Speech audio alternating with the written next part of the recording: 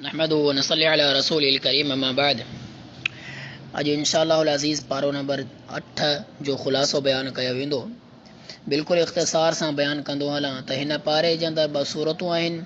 पहिरीं सूरत अनआम जो बक़िया हिस्सो आहे ऐं ॿियो सूरत आराफ़ जो इब्तिदाई हिस्सो आहे। सूरत अनआम जे बक़िया हिस्से में अल्लाह रब्बुल इज़्ज़त जेके ॻाल्हियूं बयान कयूं उहे 4 तरह जूं अहम ॻाल्हियूं आहिनि। पहिरीं ॻाल्हि त रसूलुल्लाह सल्लल्लाहु अलैहि वसल्लम खे अल्लाह ताला तसली ॾिनी जेकॾहिं कुफ़ार मक्का तव्हांजे मौजिज़ात खां बाद बि ईमान नथा आणनि त तव्हां मायूस न थियो। जेकॾहिं को फ़ौत शुदा माण्हू बि इन्हनि सां गुफ़्तगू करे ॻाल्हाए तॾहिं बि इहे कुफ़ार ईमान न आणींदा। अल्लाह ताला इहा नबी सल्लल्लाहु अलैहि वसल्लम खे तसली ॾिनी। अल्लाह रब्बुल इज़्ज़त जो फ़रमान आहे वलौ अन्नना नज़्ज़लना इलैहिमुल मलाइका व कल्लमहुमुल मौता व हशरना अलैहिम। अल्लाह रब्बुल इज़्ज़त हिन में तसली ॾिनी। ऐं ॿिए नंबर ते अल्लाह सुब्हानहु व तआला मुशरिकनि जूं 4 तरह जूं तबाहियूं बयानु कयूं त मुशरिक हे 4 वजहूं आहिनि जंहिंजे करे तबाह थिया। अल्लाह ताला उनखे ज़लील ऐं रुसवा कयो। चंद जेके अवां जे अॻियां रखणु चाहियां थो। मसलन मुशरिकनि ज़मीन या ॿ हिसा ठाहिया, हिकु अल्लाह रब्बुल इज़्ज़त जे लाइ मुख़्तस ऐं ॿी पंहिंजे शुरका जे लाइ शरीकनि जे लाइ मुख़्तस। ऐं इन मां बि मज़ीद जेकॾहिं अल्लाह ताला जे लाइ जेका मुख़्तस थियल आहे उहा पैदावार घटि कंदी हुई त उनखे हलाए छॾींदो आहे। जॾहिं शुरका जी ज़मीन पैदावार जे एतबार सां घटि कंदी पैदावार त अल्लाह रब्बुल इज़्ज़त जे लाइ जेका मुख़्तस थियल जेका ज़मीन हुई उन मां कढी करे हिन साइड ते लॻाए छॾींदा हुआ शुरका लाइ। त शुरका जी जेका पैदावार आहे उन में कमी महसूसु करणु न ॾींदा हुआ जॾहिं त अल्लाह ताला जे बारे में जेको हिसो मुख़्तस कयल हुयो उनजी का परवाह कोन कंदा हुआ। अल्लाह ताला जो फरमान आहे वजअलू लिल्लाहि मिम्मा ज़रअ मिनल हर्सि वल अनआमि नसीबन फ़क़ालू हादा लिल्लाहि बिज़अमिहिम व हादा लिशुरकाइना। पूरी तक़सीम अल्लाह रब्बुल इज़्ज़त जेका आहे सो मुशरिकनि जी बयान की आयत नंबर 136 जे अंदरि। अहिड़ी तरह ॿियो अल्लाह रब्बुल इज़्ज़त तबाह इहा बि बयान की त हिकु आर खां ऐं फ़क़र खां गुरबत खां पंहिंजी धीउनि खे क़तल करे छॾींदा हुआ। अल्लाह रब्बुल इज़्ज़त इन जी बि तबाही बयान कई आयत नंबर 137 में। अहिड़ी तरह अल्लाह रब्बुल इज़्ज़त जेके 2 क़िस्म ॿिया आहिनि उहे उन्हनि जे जानवरनि जे बारे में बयानु कयूं त मिसाल जानवरनि खे मुख़्तस करे छॾींदा हुआ। फ़िलाणो जानवर अहिड़ो आहे जंहिं ते सवार नथो थी सघे, फ़िलाणे पीर जे लाइ आहे या फ़िलाणे माण्हू जे लाइ आहे या फ़िलाणी रस्म जे लाइ आहे। त अल्लाह रब्बुल इज़्ज़त तमामु जा जेके आहे सो वईद बयानु करे सभिनी खे ॿुधायो त अल्लाह ताला जे नाले खां अलावा आहिनि ऐं हीअ बिल्कुलु ग़लति आहिनि। वक़ालू हादिही अनआमु व हर्सुन हिज्र ला यतअमुहा इल्ला मन नशाउ बिज़अमिहिम। हीअ अल्लाह रब्बुल इज़्ज़त तमामु हिन जो आयत नंबर 138 में बयानु कयो ऐं 39 में 138 ऐं 139 जे अंदरि अल्लाह रब्बुल इज़्ज़त इन्हनि जी 2 क़िस्मूं बयानु कयूं। ऐं ॿिए नंबर ते टे नंबर ते अल्लाह रब्बुल इज़्ज़त जेका हिन सूरत अनआम में अहम ॻाल्हि बयानु कई उहा इहा त अल्लाह ताला जूं 2 नेमतूं आहिनि इंसाननि ते। उहा पहिरीं नेमत इहा आहे ज़मीन त अल्लाह रब्बुल इज़्ज़त ज़मीनियूं इंसाननि खे हिकु वॾी नेमतूं ॾिनियूं आहिनि त ज़मीन इंसान पंहिंजो पाण ई महिनत करे थो, ज़मीन मां जेके पैदावार आहे इंसान ई खणे थो। ऐं ॿिए नंबर ते जेका नेमत आहे उहा जानवर आहिनि। अल्लाह ताला जानवर इंसाननि खे जेके आहिनि सो अख़्तियार में ॾेई छॾिया। मेंह या उठ आहे, बकरी आहे, गऊं आहे, मुख़्तलिफ़ क़िस्म जा जानवर जेके बि आहिनि इहे बि हिकु अल्लाह ताला जी तरफ़ां नेमत आहिनि। ऐं अहिड़ी तरह चौथे नंबर ते जेके सूरत अनआम जे अंदरि जेके 4 ॻाल्हियूं अहम बयानु थियल उन्हनि मां चौथे नंबर ते अल्लाह ताला 10 वसियतूं बयानु कयूं। 10 वसियतूं ऐं मुख़्तसर 10 वसियतूं मां अवां जे अॻियां ॿुधायां थो। अल्लाह ताला इहे गॾु ई हिकु ई आयत सां गॾु ई बयानु कंदो। अल्लाह ताला आयत नंबर 151 खां वठी 153 ताईं अल्लाह सुब्हानहु व तआला बयानु कयूं। क़ुल तआलौ अतलु मा हर्रम रब्बुकुम अलैकुम अल्ला तुशरिकू। हीअ आयत हितां शुरू थिए थी ऐं 10 वसियतूं अल्लाह सुब्हानहु व तआला बयानु कयूं। सभ खां पहिरीं वसियत मिसाल अल्लाह ताला सां गॾु कंहिंखे शरीक न आहे करणो। ऐं ॿिए नंबर ते वसियत त पंहिंजे वालिदैन सां हुस्न सलूक करणो आहे, पीउ ऐं माउ सां। ऐं 3 नंबर ते त औलाद खे क़तल न आहे करणो जहिड़ी तरह मां अवां जे अॻियां ॿुधायो त मुशरिक धीउनि खे क़तल कंदा हुआ। ऐं 4 नंबर ते त नेकी जो हुकुम ॾियो ऐं बुराईअ खां रोकियो। अहिड़ी तरह 5 नंबर ते नाहक कंहिं माण्हू खे क़तल न कयो वञे। ऐं अहिड़ी तरह यतीमनि जे माल जे बारे में त यतीम जो माल न खाओ। ऐं अहिड़ी तरह तोरण में जेके इंसान या ख़रीदो फ़रोख़्त जे वक़्तु ताराज़ी ते इंसान तोर वग़ैरह कंदो आहे इन में कमी पेशी कंदो रहंदो आहे। अल्लाह ताला इन कमी जे बारे में ॿुधायो त पंहिंजी जंहिं वक़्तु तव्हां ताराज़ी ते वज़न कंदा आहियो त उन वज़न में घटि वधि न कयो। अहिड़ीअ तरह 8 नंबर ते अल्लाह रब्बुल इज़्ज़त बयानु कयो त गुफ़्तगू करण वक़्तु इंसाफ़ सां गुफ़्तगू कयो। ईअं न थिए त तव्हां कमी ऐं ज़्यादती सां ऐं नाहक ऐं ज़ुल्म सां गुफ़्तगू कयो, बल्कि इंसाफ़ सां। ऐं 9 नंबर ते अल्लाह रब्बुल इज़्ज़त सां जेको वाइदो थियल आहे, व बिअहदिल्लाहि औफ़ू, जेको अल्लाह ताला सां हर इंसान वाइदो कयो आहे, इन वाइदे खे पूरो करे। इन वाइदे मां मुराद जेको अल्लाह सुब्हानहु व तआला आलम अरबा में तमामु इंसाननि सां वाइदो कयो हुयो, उन वाइदे ॾे इशारो आहे त अल्लाह रब्बुल इज़्ज़त इबादत जे हवाले सां वाइदो कयो। तमामु माण्हू मख़लूक अल्लाह ताला जी इबादत कनि, अल्लाह खां अलावा कंहिं ॿिए जी न कनि। 10 नंबर ते सिराते मुस्तक़ीम जी पैरवी जो हुकुम ॾिनो, त यानी जेको सिधो रस्तो आहे उन सिधे रस्ते जी पैरवी कई वञे। व अन हादा सिराती मुस्तक़ीमन फत्तबिऊह। अहिड़ीअ तरह अल्लाह रब्बुल इज़्ज़त सूरे आराफ़ ॾे अचूं था। इन सूरे आराफ़ जे अंदरि 5 ॻाल्हियूं बयानु कयूं आहिनि।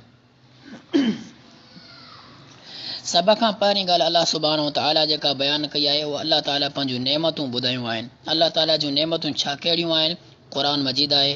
ज़मीन जे अंदरि अल्लाह ताला ज़मीन खे हिकु ताबे करे छॾियो, आसमान खे ताबे करे छॾी। आसमान हले नथो। ज़मीन जे अंदरि पहाड़नि खे हिकु जॻह ते रखे छॾी त ज़मीन में हलण वारनि खे का तकलीफ़ न थिए। ऐं 3 नंबर ते इंसान जी अल्लाह ताला तख़लीक़ कई, ऐं इंसान खे अल्लाह ताला अहिड़ो जेको आहे सो बाइज़त कयो त फ़रिश्ते बि इंसान खे सजदो कयो, जीअं आदम अलैहिस्सलाम खे फ़रिश्तनि सजदो कयो। ऐं 2 नंबर ते अल्लाह रब्बुल इज़्ज़त 4 मक़ाम ते हिन हिकिड़े सीपारे में या बनी आदम जे अल्फाज़ सां ख़िताब कयो आहे।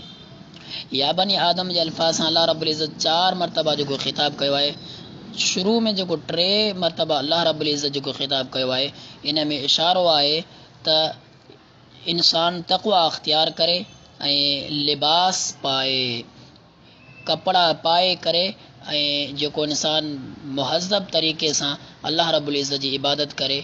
इन तमामु 3 मक़ामनि ते अल्लाह ताला जेको फरमायो त मुशरिकनि जो रद्द कयईं अल्लाह सुब्हानहु व तआला, इन जे करे त मुशरिक उघाड़ो थी करे बैतुल्लाह जो तवाफ़ कंदा हुआ। जॾहिं त अल्लाह सुब्हानहु व तआला इहे 3 मक़ाम ते बयानु करे इन खे बिल्कुलु लिबास जी अहमियत ॿुधाई ऐं मुशरिकनि जो बिल्कुलु वाज़े रद्द करे छॾियईं त मुशरिकनि खे बि इन मां मना कयो वियो। ऐं 4 नंबर ते अल्लाह ताला जेको या बनी आदम जो अल्फाज़ इस्तेमालु कयो, ख़िताब इन मां मुराद रसूलुल्लाह सल्लल्लाहु अलैहि वसल्लम जी पैरवी ॾे रसूलुल्लाह सल्लल्लाहु अलैहि वसल्लम जी ॻाल्हि खे मञण जे लाइ तरग़ीब ॾिनी त नबी सल्लल्लाहु अलैहि वसल्लम जी ॻाल्हि खे मञो। अहिड़ी तरह 3 नंबर ते हिन सूरह आराफ़ में जेका अहम ॻाल्हि ॿुधाइण मक़सदु आहे, उहा इहा आहे त मुकालिमा कयल आहिनि। हिन में जन्नती ऐं जहन्नमी जा पंहिंजो पाण में गुफ़्तगू अल्लाह रब्बुल इज़्ज़त में बयानु कयो आहे। त मिसाल जन्नती जहन्नमिन खे चवंदा त छा हाणे तव्हांखे यकीन अचेयो त अल्लाह ताला क़यामत जे ॾींहुं हिसाब किताब कंदो, ऐं अल्लाह ताला हिसाब किताब कयो आहे, अल्लाह ख़ालिक़ आहे। ऐं जहन्नमी जवाबु ॾींदा बिल्कुलु अल्लाह ताला जी असां जेके बि ॻाल्हियुनि जो इनकार कयोसीं, तकज़ीब कईसीं, असांखे यकीन अचेयो। लेकिन ॻाल्हि इहा आहे त जन्नतिन खे जहन्नमी चवंदा सिर्फ़ु कुझु पाणी असांजे मथां वहायो, या अल्लाह ताला तव्हांखे जेको रिज़िक ॾिनो आहे कुझु खाइण जे लाइ असांखे ॾियो। वनादा अस्हाबुन नारि अस्हाबल जन्नति अन नफ़ीदु अलैना मिनल माइ औ मिम्मा रज़क़कुम अल्लाह। त इहा जॾहिं ॻाल्हि जन्नती खे चवंदा त जन्नती इहा ई ॻाल्हि रखंदा जेको आहे सो जहन्नमिन ते क़ालू इन्न अल्लाह हर्रमहुमा अलल काफ़िरीन, चवंदा अल्लाह ताला हिननि ॿिन्हिनि शयुनि खे जहन्नमिन ते हराम करार ॾेई छॾियो आहे। काफ़िर हुए उतां, तव्हां काफ़िरनि ते अल्लाह ताला हराम करार ॾेई छॾियो आहे। हीअ आहे एॾी वॾी चवंदा आंदा नेमत जन्नत, ऐं जन्नत खां इंसान महरूम थिए त केतिरी ई इंसान खे हसरत रहिजी वेंदी, ऐं इंसान उन वक़्तु छा कैफ़ियत सां गुज़रंदो।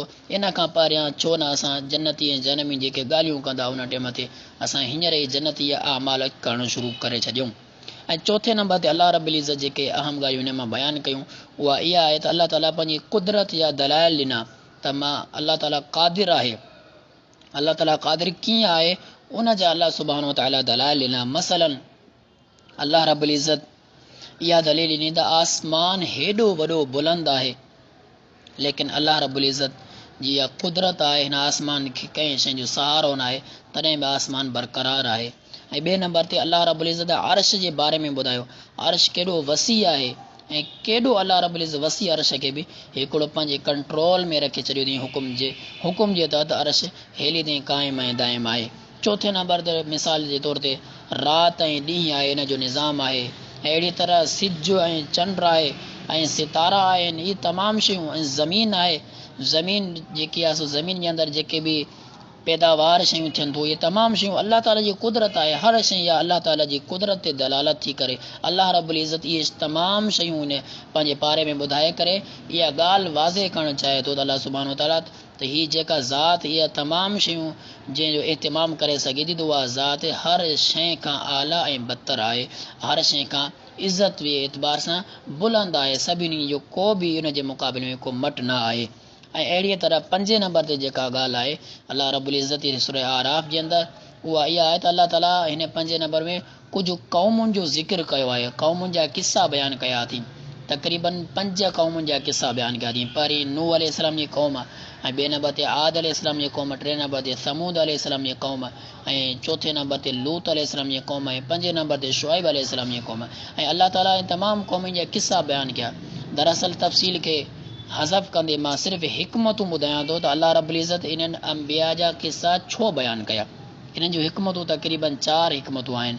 सभ खां पहिरीं हिकमत त अलाह रब्बुल इज़्ज़त पंहिंजे रसूल खे तसली थो ॾिए त तव्हां आख़िरी रसूल हिकिड़ा न आहियो, तव्हांजी तकज़ीब कई थी वञे, तव्हांखे माना हिकिड़ो अलाह क़ौम पंहिंजी सज़ाऊं ॾिए थी, तव्हांजी क़ौम पंहिंजी तव्हांजी का ॻाल्हि मञे नथी, तव्हांखे अहिड़ियूं तकलीफ़ूं थो अचनि, तव्हांखे ज़ख़्मी था कनि पिया, इन में तव्हां जेको आहे सो मायूस न थियो, बल्कि तव्हां खां पहिरियां बि बेशुमार नबी आया।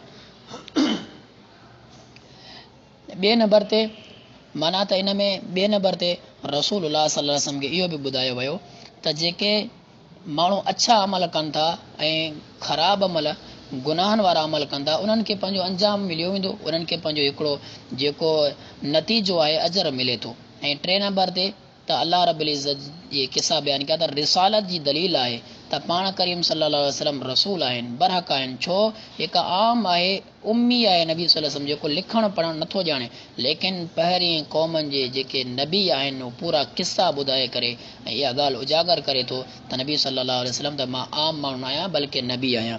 ऐं अहिड़ी तरह 4 नंबर ते त इंसाननि जे लाइ इबरत ऐं नसीहत आहे त ही उहे क़ौमूं हुयूं जिन खे अलाह ताला हेॾी वॾी ताक़त ॾिनी, अलाह ताला हेॾा वॾा अख़्तियारात इन्हनि खे ॾिना, लेकिन इन जी क़ौम में जिन फर्माबरदारी कई अलाह ताला उन्हनि जो छा अंजाम ॾिनो अजर जे एतबार सां, ऐं जिन नाफ़रमानी कई अलाह ताला उन्हनि जो छा अंजाम ॾिनो नाफ़रमानी जे एतबार सां, वईद उन्हनि जहिड़ा बयानु छा कई। इहे इबरतूं ऐं नसीहतूं आहिनि जेके असांखे नबी अंबिया जे किस्सनि खे अलाह रब्बुल इज़्ज़त बयानु कयो आहे। अलाह रब्बुल इज़्ज़त खां दुआ आहे अलाह सुब्हानो ताला असांखे हिन बारे में जेके बि अहम तरीन जेके ॻाल्हियूं अलाह रब्बुल इज़्ज़त असांजी ज़िंदगी जे हवाले सां बयानु कयूं आहिनि, अलाह रब्बुल इज़्ज़त सही माने में उनखे सम्झणु, उन खां बाद उन्हनि ते अमल करण जी तौफ़ीक़ अता फ़रमाए। व आख़िर दावाना अनिल हम्दुलिल्लाहि रब्बिल आलमीन।